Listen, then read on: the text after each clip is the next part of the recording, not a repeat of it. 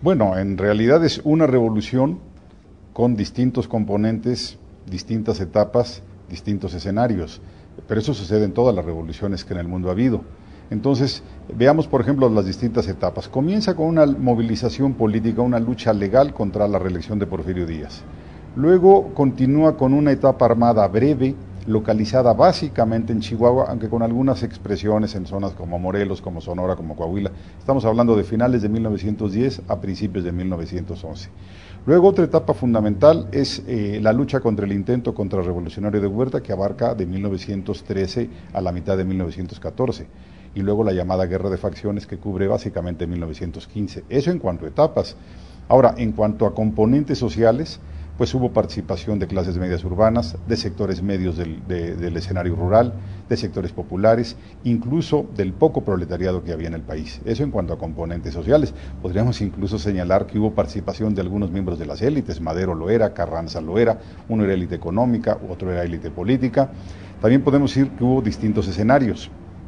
Por ejemplo, Chihuahua, por ejemplo, Sonora, Coahuila, la zona de la Laguna, Morelos, Guerrero, en fin, la suma de todos estos componentes, de todas estas etapas y de todos estos escenarios es lo que conforma la Revolución Mexicana.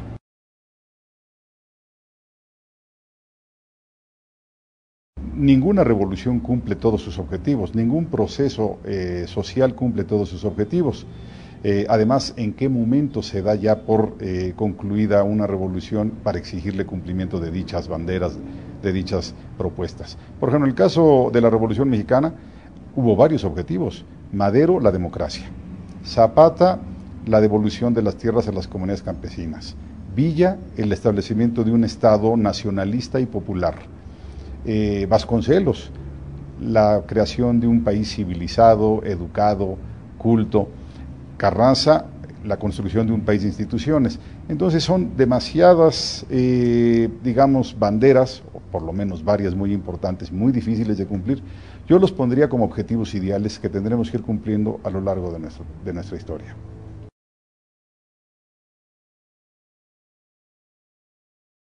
También tendríamos que dividir esta producción historiográfica por etapas. La primera está dominada por los propios participantes, por los sobrevivientes de la revolución, digamos que es la etapa testimonial.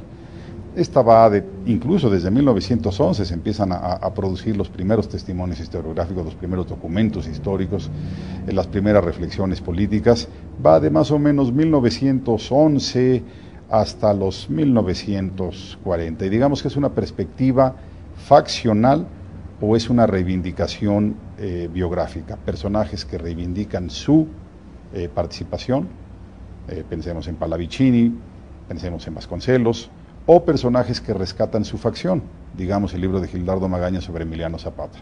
Luego estoy redondeando fechas, de 1950 a los 60 es una historiografía dominada por historiadores no académicos, no profesionales, y va desde un José C. Valadez, un Manuel González Ramírez, hasta digamos Jesús Silva Herzog, Mancisidor y un par más.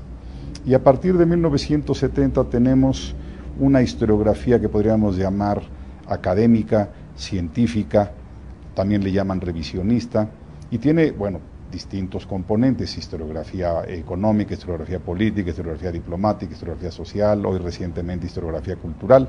Entonces esas serían, digamos, las grandes corrientes historiográficas que tienen una determinación cronológica muy clara.